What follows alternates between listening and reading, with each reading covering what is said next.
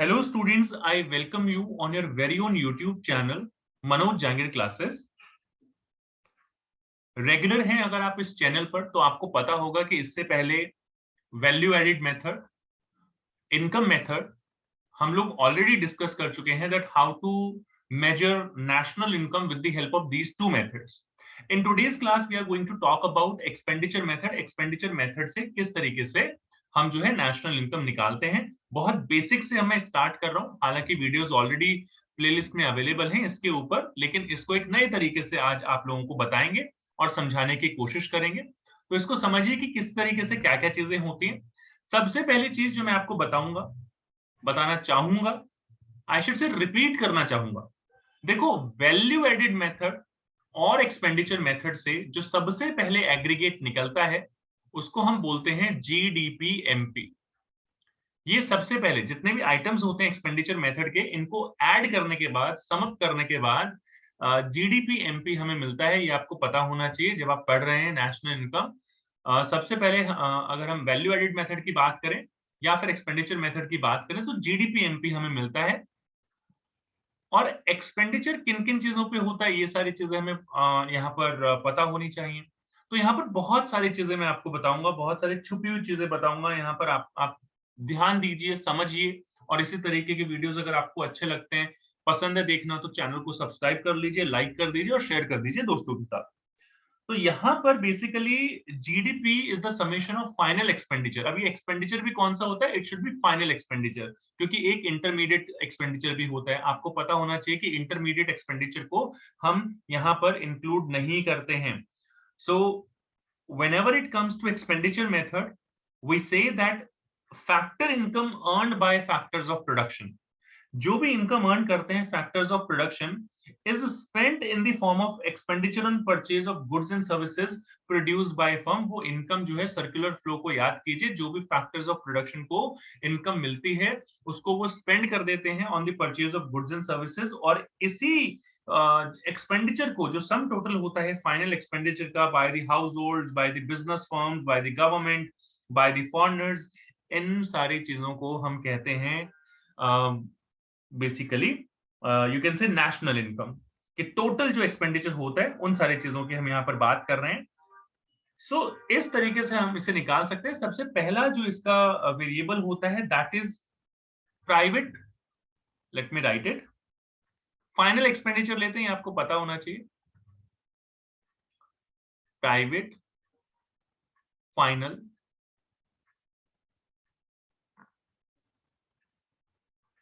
Consumption expenditure.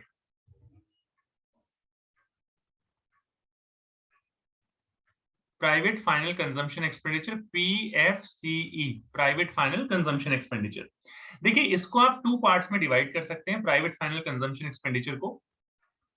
यहाँ पर ज्यादातर तो यहाँ पर यही गिवन होता है कि house hold final consumption expenditure, ये पहला पार्ट है इसका, कि हाउस होल्ड का जो है house hold final consumption expenditure, final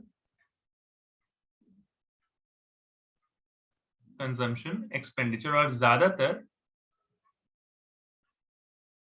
जो पीएफसीई है वो house hold final consumption expenditure का सिनोनिम माना जाता है, लेकिन केवल तब तक जब तक एक और आइटम आपको गिवन ना हो। तो फॉर योर काइंड इंफॉर्मेशन मैं आपको बता दूं कि ये आइटम बहुत ज्यादा इंपॉर्टेंट है और बहुत कम गिवन होता है। तो ये आइटम है बेसिकली, और काफी बच्चे इसको मिस कर देते हैं क्योंकि बहुत ज्यादा अपीयर नहीं होता। प्राइवेट नॉन प्रॉफिट, ये ज्यादातर आइटम जो है, मतलब अगर 100 क्वेश्चन आप कर रहे हैं तो 10 क्वेश्चन में आइटम दिखेगा आपको। तो काफी सारे बच्चे तो इसको जो है, इंस्टीट्यूशन कह लीजिए, काफी सारे बच्चे तो इसको जो है छोड़ देते हैं, चाहे वो आंखों के सामने ही क्यों ना हो। और कुछ बच्चे होते हैं जो ध्यान देते हैं इन सारी चीजों पर कि हाँ भाई ये भी एक आइटम है। Private non profit institutions serving household final consumption expenditure, final consumption, ये अलग अलग तरीके से लिखा हुआ हो सकता है कंजम्पशन एक्सपेंडिचर, आपको ध्यान रखना पड़ेगा इसका। तो भाई ये एक स्पेशल आइटम यहाँ पर आ गया है। NPO basically non profit organisation institutions की जगह ये दे देगा, non profit organisation serving household, final consumption expenditure by non profit organisation serving household, इस तरीके से कुछ भी गिवन हो सकता है। फाइनल एक्सपेंडिचर होना चाहिए, नॉन प्रॉफिट इंस्टीट्यूशंस का होना चाहिए। तो ये इन दोनों का समेशन होता है बेसिकली। और इसके अंदर जितनी भी चीजें आती हैं, चाहे वो हाउस होल्ड की हो या प्राइवेट नॉन इंस्टीट्यूशंस की हो, और हर एक चीज पे यहाँ पर जो एक्सपेंडिचर होता है कंज्यूमर गुड्स पे, वो इंक्लूड किया जाता है। जैसे आप ड्यूरेबल गुड्स कह सकते हैं, जिसमें हाउसेस वगैरह को छोड़ दीजिए क्योंकि वो जीडीसीएफ का पार्ट होता है। सेमी ड्यूरेबल गुड्स कह लीजिए, durable, semi durable, non durable, services, जो भी ये 4 तरीके के गुड्स होते हैं, उन सब पे जो एक्सपेंडिचर किया जाता है वो यहाँ पर इंक्लूड किया जाता है। अगर आपको ये पता नहीं है, कंज्यूमर गुड्स जो है durable, semi durable, non durable और ये सर्विसेज, ये अलग अलग टाइप के गुड्स होते हैं। अगर नहीं पता है तो आप प्लेलिस्ट में जाइए माइक्रो इकोनॉमिक्स पर, वहां पर चेक कीजिए, वीडियोस अवेलेबल हैं। आगे बात कर लेते हैं। तो ये एक्सपेंडिचर यहाँ पर पीएफसी कहलाता है, इन दोनों का समेशन होता है बेसिकली। इसके बाद जो सेकंड आइटम आता है उसकी बात कर लेते हैं। तो सेकंड आइटम जो हमारा आता है, this is your first item, this is your second item. Second item की अगर हम बात करें तो ये आता है government final consumption expenditure, government final consumption expenditure. ये इतना ही लिख रहा हूं मैं, या पूरा ही लिख देता हूं। काफी बच्चे कहते हैं सर राइटिंग समझ में नहीं आती, काफी कोशिश कर रहा हूं अच्छे तरीके से आप सब लोगों को समझ में आए कि मैं क्या लिख रहा हूं। Gross sorry, government final consumption expenditure, not gross, government final consumption expenditure. ये वो एक्सपेंडिचर है जो जनरल गवर्नमेंट करती है एडमिनिस्ट्रेटिव सर्विसेज वगैरह पे, डिफेंस वगैरह पे, लॉ एंड ऑर्डर को मेंटेन करने के लिए, एजुकेशन पे, ड्रिंकिंग वाटर फैसिलिटीज पे, हेल्थ वगैरह पे। तो गवर्नमेंट जितना भी एक्सपेंडिचर करती है ये सोशल वेलफेयर पर, बिना किसी इंटेंशन के कि गवर्नमेंट को कुछ मिलेगा, ये सारी की सारी चीजें यहाँ पर आती हैं। तो ये आपको पता होना चाहिए। अब इसके अंदर आप ये कह लीजिए कि इंटरमीडिएट कंजम्पशन जो होता है गवर्नमेंट का, वो भी इंक्लूड होता है। जो सीओई पे करती है गवर्नमेंट सर्वेंट्स को, वो भी यहाँ पर इंक्लूड होता है। गवर्नमेंट अगर बाहर से कुछ परचेज करती है वो भी यहाँ पर इंक्लूड होता है। और इसके साथ साथ जो है माइनस कर दिया जाता है अगर गवर्नमेंट कोई सेल कर रही है गुड्स या सर्विसेज जो गवर्नमेंट खुद प्रोड्यूस करती है। तो ये छोटा छोटा मैं इंट्रो भी दे रहा हूँ आपको कि गवर्नमेंट का एक्सपेंडिचर कहाँ होता है।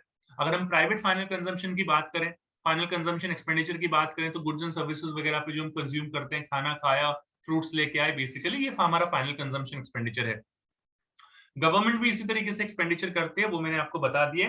अब इसका बहुत बहुत इंपॉर्टेंट एक पॉइंट है भाई, ये आप जरूर ध्यान रखिए, इसका थर्ड पॉइंट है और इसे हम कहते हैं gross domestic capital formation. Gross domestic capital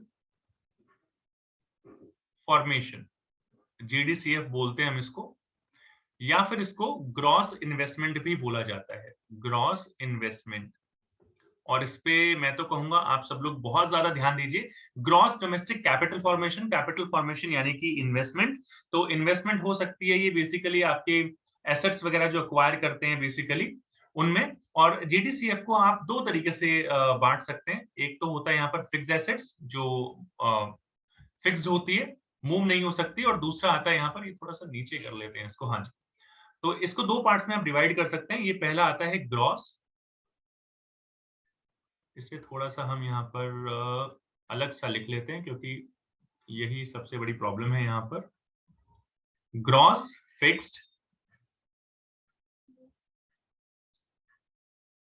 gross fixed capital formation.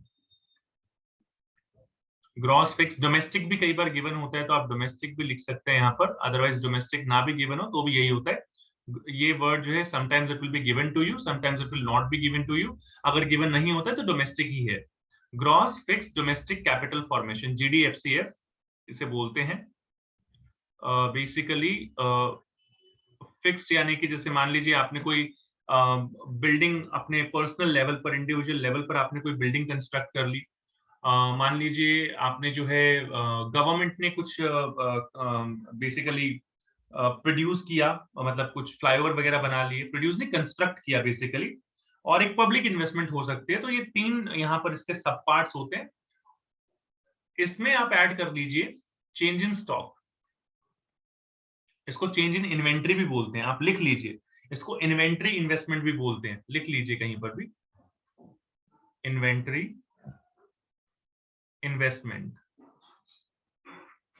तो इसके अलग अलग ये जो नाम है वो मैंने आपको बता दिया है। इस तरीके से इसको निकाला जाता है।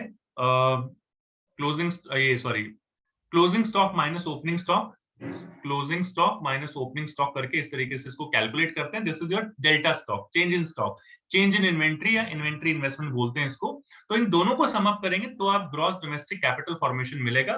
तो ग्रॉस डोमेस्टिक कैपिटल फॉर्मेशन आप कुछ इस तरीके से लिख सकते हैं that gross domestic capital formation is equal to GDFCF। FCF ये डोमेस्टिक आप यहाँ के बजाय ये यहाँ पर आता है, लेकिन जो प्रॉब्लम है वो फिक्स्ड के साथ है। तो फिक्स्ड अगर आपको गिवन है तो समझ लीजिए सिर्फ यहाँ पर फिक्स्ड एसेट्स को इंक्लूड किया है, स्टॉक को इंक्लूड नहीं किया है। तो बिकॉज ऑफ दैट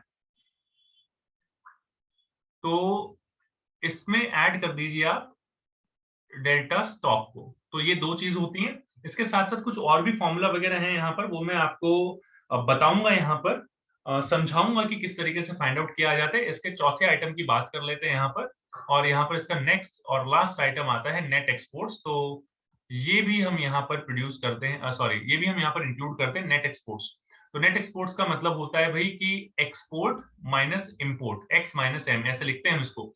तो जो भी चीजें यहाँ पर प्रोड्यूस हुई हैं and expenditure done by the foreigners, तो वो हम नेट एक्सपोर्ट्स का पार्ट कंसिडर करते हैं, इट इज इंक्लूडेड हियर। यहाँ पर मतलब वैसे बताने के लिए बहुत सारी चीजें आप लोगों को, इन चार आइटम्स को वैसे आप ऐड करेंगे तो जीडीपी एमपी मिल जाएगा आपको। ये यहाँ पर ये उठा लेते हैं भाई, ये आइटम आ गया 1, ये आइटम आ गया 2, ये आइटम आ गया 3, ये आइटम आ गया 4। इन चार आइटम्स को जब आप ऐड करेंगे आपके पास जीडीपी एमपी आ जाएगा। काफी सारे बच्चे कहते हैं ये याद नहीं होता है, आप इसका शॉर्टकट बना सकते हैं पंडित जी गुड नाइट। आप इसका शॉर्टकट बना सकते हैं ऐसे, पंडित जी गुड एंड नाइट। कैसे? P stands for private final consumption expenditure, G stands for government final consumption expenditure, again GD जैसे गुड नाइट आप लिखते हैं ना ऐसे GD लिखना होता है। तो GD यानी कि GDCF यहाँ पर, और N का मतलब आ जाएगा नेट एक्सपोर्ट्स। तो इस तरीके से पंडित जी गुड नाइट करके आप इस पूरा फॉर्मूला जो है ये याद कर सकते हैं। अब यहाँ पर जी देखिए सबसे यहाँ सारी चीजें सॉर्टेड है, बस यहाँ पर एक इस चीज का आपको एक्सप्लेनेशन देना है, आप लोगों को समझाना है कि किस तरीके से फाइंड आउट किया जाता है। अगर आपने अभी तक इसको ध्यान नहीं दिया है, समझा नहीं है, तो आप ये स्क्रीनशॉट ले सकते हैं, अपने पास सेव कर लीजिए, इसको लिख लीजिए। It is of great use to solve the questions of expenditure method. एक छोटी सी चीज जो मैं यहाँ पर बताना चाहूंगा जी, तो यहाँ पर ये एक बहुत इंपॉर्टेंट नोट है आप लोगों के लिए। Basically if you talk about this GDCF, अगर आप बात करें ग्रॉस डोमेस्टिक कैपिटल फॉर्मेशन, देखिए ये दो तरीके से गिवन होता है कैपिटल फॉर्मेशन। पहली चीज अगर ये गिवन है कुछ, अगर आपको गिवन है gross domestic fix capital formation given है और डेल्टा स्टॉक गिवन है, तो आप जो है इन दोनों को ऐड करके GDCF निकाल सकते हैं, बट काफी बार ये गिवन नहीं होता। तो इसको जो है 3 पार्ट्स में डिवाइड किया गया है, जिसको मैं कहता हूं बादाम रबड़ी पिस्ता। इसको मैं कहता हूं बादाम रबड़ी एंड पिस्ता, इस तरीके से मैं इसको बोलता हूं। तो आप ये देख लीजिए कि ये क्या होता है, सो दैट आप भी समझ पाए, आप लोगों को पता लगे। तो यहां पर अगर हम बात करें तो ये हमारे पास है gross business fixed investment. Fixed investment sometimes it happens कि आपको कुछ भी गिवन नहीं होगा, तो इसके सब पार्ट्स गिवन होंगे, इन सारे इन्वेस्टमेंट्स को आप ऐड कर दीजिए, ग्रॉस बिजनेस फिक्स्ड इन्वेस्टमेंट। इसके बाद गिवन होगा आपको gross residential construction investment, construction, and में इनके हमेशा इन्वेस्टमेंट आएगा, ये आप ध्यान रखिए इन्वेस्टमेंट, और लास्ट आएगा gross public investment. I don't know आप लोगों को कितना दिखाई दे रहा है, बट होप सो कि आप लोगों को पता लग रहा होगा ये सारी चीजें क्या होती है। जल्दी से बता देता हूँ। ग्रॉस बिजनेस फिक्स्ड इन्वेस्टमेंट में आपका एक्सपेंडिचर आता है, कोई प्लांट मशीनरी या इक्विपमेंट अगर आप खरीदते हैं बिजनेस से रिलेटेड, वो यहाँ पर आता है। रेजिडेंशियल कंस्ट्रक्शन में आता है कि जैसे कि कोई भी जो हाउस होल्ड है, जहाँ पर कंस्ट्रक्शन होता है हाउसेज का, या कोई परचेज होता है इस तरीके की इन्वेस्टमेंट का, तो रेजिडेंशियल कंस्ट्रक्शन में आता है। जबकि ग्रॉस पब्लिक इन्वेस्टमेंट के अंदर फ्लाईओवर, रोड्स, ब्रिजेस, ये डैम्स वगैरह, ये सारी की सारी चीजें आती है जो गवर्नमेंट एक्सपेंडिचर करती है। अच्छा, इसका यहाँ पर एक ये तो जीडीसीएफ अगर आप बात करें, तो ये तीनों के तीनों आइटम इनको बोला जाता है gross fixed capital formation, GFCF, जो जैसे ये है ये। अगर आप इसमें ऐड कर देंगे इन्वेंट्री इन्वेस्टमेंट, तो ये आपका कलेक्टिवली ये चार आइटम इन्वेस्टमेंट इन्वेस्टमेंट को पहचान लीजिए। Investment, investment, investment and investment. अगर जीडीसीएफ ना गिवन हो, ये करके आप फाइंड आउट कर सकते हैं। इन सारे आइटम्स को, चारों आइटम्स को ऐड करके आप ग्रॉस डोमेस्टिक कैपिटल फॉर्मेशन निकाल सकते हैं। वैसे कभी कभी आपको जीडीसीएफ की जगह, ये जीडीसीएफ की जगह आपको नेट भी गिवन हो सकता है, नेट डोमेस्टिक कैपिटल फॉर्मेशन। तो उसमें आप पहले ऐड करेंगे डेप्रिसिएशन, तो आपका जीडीसीएफ बन जाएगा। दूसरा फॉर्मूला होगा GDCF is equal to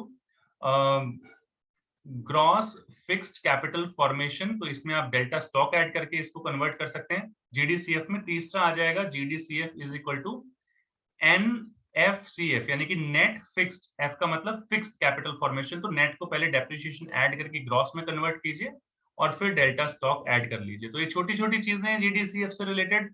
I hope so ये आपको समझ में आई होंगी। काफी बार डेप्रिसिएशन की वैल्यू भी इसकी हेल्प से निकाली जाती है, जीडीसीएफ माइनस एनडीसीएफ, इस तरह से करके। So this is all about this video, all of you. I hope so आपको समझ में आया होगा। अच्छा लगा तो लाइक जरूर करें, शेयर कर दीजिए दोस्तों के साथ, और चैनल को सब्सक्राइब करना बिल्कुल ना भूलें। बाकी आपको यहाँ पर और भी वीडियोस अवेलेबल हो जाएंगे कार्ड सेक्शन में या डिस्क्रिप्शन में।